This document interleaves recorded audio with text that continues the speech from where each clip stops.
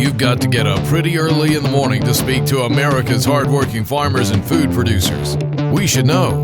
FLM Harvest is a strategic, full-service creative consultancy proud to reach more farmers, farmer boards, and food and commodity associations than any agency in the country. And we understand omni-channel as well as we understand the journey from field to fork.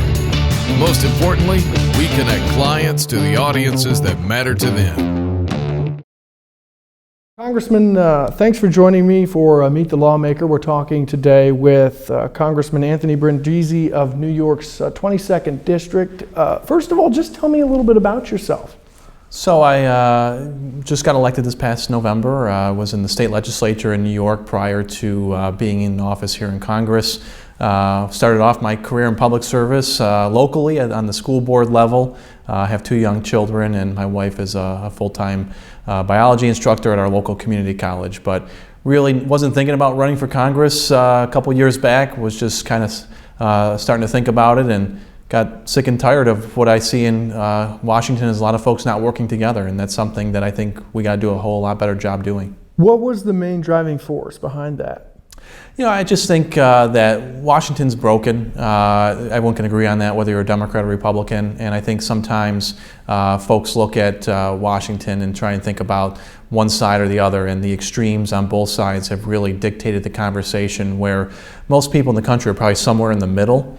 And when folks ask me, you know, what party are you? I always tell them I'm an American. That's the most important thing to me, representing the people in my community and this country as a whole, not worrying about what the parties have to say. And that's what really propelled me to want to run for office. Now, your district is up in kind of upstate New York, but can you describe for folks who are not familiar with the area where that exactly is? Sure. Well, I always have to tell people I'm from upstate New York, because if I just say I'm from New York, they automatically think it's a city. New York City. And they ask me what borough I'm from. But there's a whole state there, and agriculture is a very important part of our upstate economy.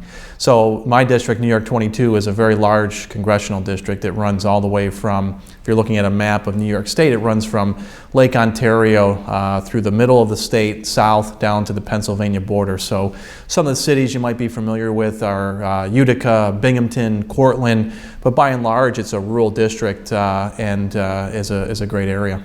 Now, as far as just agriculture there, obviously I'm assuming there are probably a lot of dairy there, but what are some of the main challenges among producers that you hear from when you go back stateside? I think the challenges that producers in this district have are very similar to what producers are facing all across the country. Dairy's a particular interest in this district. We have a lot of dairy farms, small and medium-sized family farms, that are struggling right now, as all producers are struggling with the usual issues of trade and tariffs, impact of some of the retaliation that China has taken and Mexico has taken in response to tariffs. They're struggling with immigration issues and having a hard time finding enough reliable workers who can come work on these farms. They're worried about just uncertainty in these markets and really making sure that we have a policy in place and policies in place down here in Washington that allow them to be able to do their job and produce for the country and for other parts of the world. If we can just get out of their way and let them go, I think our farmers will be a lot better off. You mentioned ag labor being an issue. Do you think there's a middle ground there from both the right and the left that they can come together and figure something out just on the ag labor side? I would say that the one opening I see in terms of immigration reform that has the best chance of making it through is some kind of a fix dealing with agricultural labor. To do something with the workers that are here, but also put in place a reliable guest worker visa program so these farmers can have a sustainable source of workers who can come to work on these farms. You know, my area has a lot of fruit and vegetable producers as well. They rely on migrant labor coming from Central America, South America, and it's been challenging to find workers who can come. We have a lot of dairy farms, as I said, and you know, the current H-2A program is not working for dairy farms because it's a seasonal program, so I'm working on a piece of legislation with a Republican colleague of mine from Pennsylvania to really make this a year-round program. The current program needs fixes. It's too cumbersome. It's got to be reworked, but we need to have a year-round program as well so we can have those workers available for dairy farmers and other producers who produce all year long.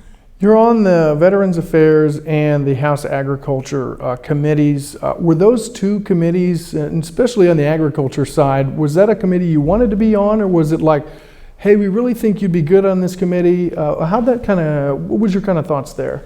Well, I would always get the question during the campaign, what committee do you want to serve on when you get to the House of Representatives? And my usual answer was, look, if I am fortunate enough to get to the House to represent the people of the 22nd District, I want to serve on a committee where I think I can do the most good for this congressional district. And being such a large farming district, number one on my list was agriculture. I grew up in a city. But I understand the importance that farms play across my state and across our country, and how we have to do more as policymakers down here in Washington to support our producers across this country who are struggling right now. So I think I'm in a unique role on agriculture to be able to help them. And the same thing with Veterans Affairs. My congressional district has 50,000 veterans that serve this country. And right now we have many new veterans who are returning home from Iraq and Afghanistan facing all kinds of challenges. I think it's important for us as a country to support our veterans who already paid their sacrifice to this country. It's now our turn to return the favor to them and make sure they have adequate health care and jobs, and make sure we're doing something about this awful veterans suicide crisis the country is facing. As far as looking at, you mentioned being bipartisan. You're the co-chair of the Blue Dogs. Yeah. Very influential group. Several years ago, and then it seems to me like there's been a resurgence kind of this year with the new House Democrats. But what are some things you guys are working on to kind of bridge that gap between both parties, or some priorities you guys have? Well, there's a few areas. The Blue Dogs are now 27 strong, and in a very slim majority, that's a sizable number, and I think we've had a good opportunity to wield our influence a little bit on some of the policies and legislation that's coming out of Washington. Our goal is not really to obstruct any one agenda. Our goal is to try and get to a yes and make sure that whatever bills that we're voting on are good for the country as a whole, not just good for certain segments of the country. And I feel my role as representing a rural community is to be a voice for those areas that sometimes have been left behind when it comes to policies down here in Washington. So any chance I get as a member of the Blue Dog Coalition or as a member of the Democratic Caucus to speak out on behalf of some of the challenges facing farmers or facing rural communities as a whole, I'm going to use that opportunity to do that. And we're trying to do that right now with trade issues. You mentioned trade issues. Obviously, one right now, a lot of folks folks wanting to see USMCA passed. Yeah. What's your thoughts on that, or where it stands now? I think we got to get it passed. We're seeing this window shrink as to the time period when we can actually get something done. We can't wait till next year. Farmers can't wait till next year. We're going to be in a presidential election year, so that's a challenge. But when you talk about our counterparts, Canada has an election coming up this fall. They may have a new administration that has different trade policies than the one that negotiated USMCA. So we got to do something soon to help our farmers and really provide some certainty. I know a lot of our dairy, 25% of our dairy in New York gets exported to Mexico. So it's very important for our dairy farmers to have this trade deal in place, and I'm doing my part to try and push the conversation forward.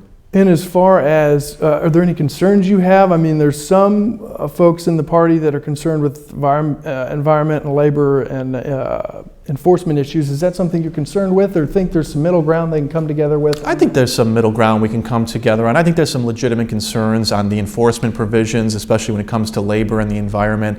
And that's been the problem in the past, is that we've had trade deals that have not been enforceable.